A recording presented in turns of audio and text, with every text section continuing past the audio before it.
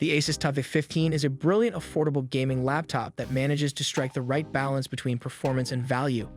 Its strong 1080p performance, tough build quality, and large selection of ports will win a lot of fans, especially amongst competitive esports players. Asus builds the case of the TUF Gaming A15 from sturdy plastic and decorates it with a number of distinctive accents.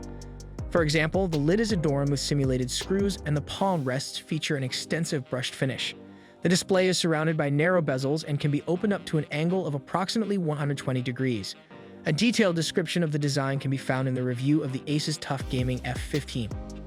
As with other gaming laptops in Asus TUF series, the Asus TUF A15 is a big, chunky device that's a far cry from Asus Zephyrus range, but then that's part of the appeal. As the TUF moniker alludes to, the Asus TUF A15 places build quality and durability at the forefront of its design.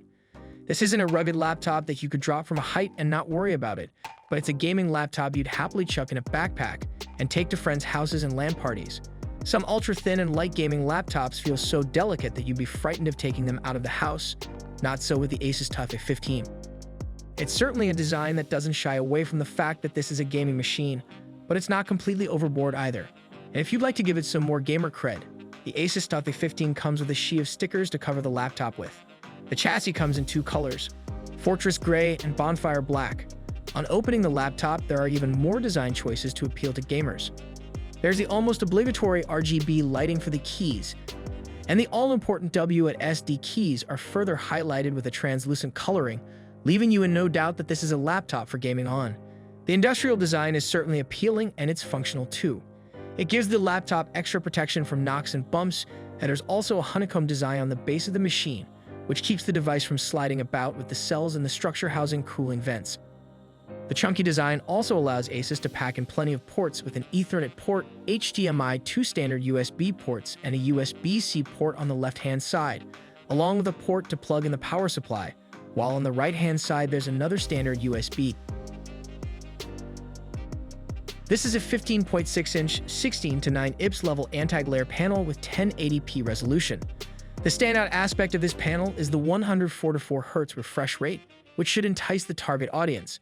So this is plenty good for gaming, work, school, and media consumption. The display did suck me into the grim ambience of Mare of Easttown and the glamorous world of Casino Royale. The colors should feel sufficient for unsuspecting eyes, but the screen covers only 62.5% colors of sRGB gamut, 4-5% of NTSC, and 47.34% in Adobe's. Not ideal values for video editing and other creative pursuits. But then, this is a gaming-focused laptop not really made for creatives. Brightness levels were adequate indoors. Outdoors, the 250 nits brightness can be limiting. As for the sound, by default, the loudness isn't quite there, but the bass is serviceable. You can play around with the DTS equalizer profiles, and it does help with volume. Or use headphones. For video calls, the inbuilt two-way noise-canceling mics get the job done. It offers appreciable isolation of your voice from the environment. As mentioned already, the TUF A15 has the full key assortment on deck. That is around 104 keys including num keys.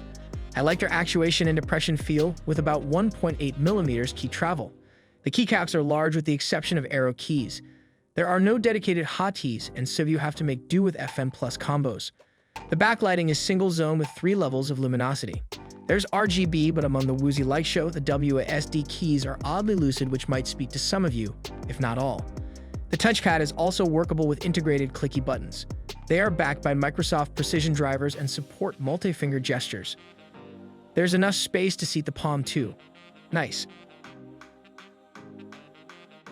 As I mentioned earlier, what made me particularly excited about the Asus TUF A15 is its choice of components, which includes some of the latest hardware from both AMD and NVIDIA. In the CPU department, the Asus TUF A15 features the new AMD Ryzen 7 4800H. It's not quite the flagship mobile processor from AMD, which would be a Ryzen 9, but the Asus TUF A15 isn't aiming to be a flagship laptop.